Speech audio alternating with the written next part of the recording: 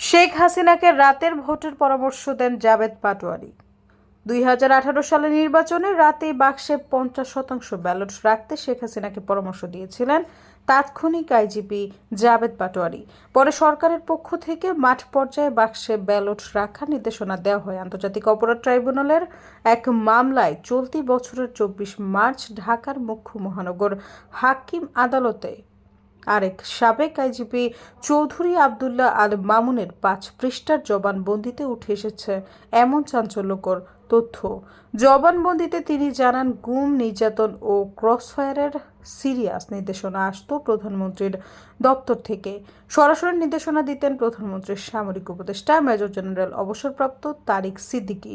এসব কার্যক্রমের অনেক কিছুই পুলিশের সর্বোচ্চ পদে থেকেও তার অজানা থাকতো।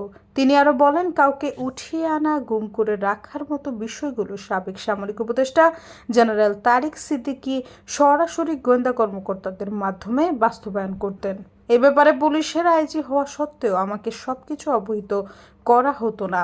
ব্যারিস্টার আরমানের টাস্ক ফোর্স ইন্টেলিজেন্স সেলে বন্দী থাকার বিষয়টিও জবানবন্দিতে উল্লেখ করেছেন সাবেক এই শীর্ষ পুলিশ কর্মকর্তা। সৈয়দা ফারিয়া, সমযোগ।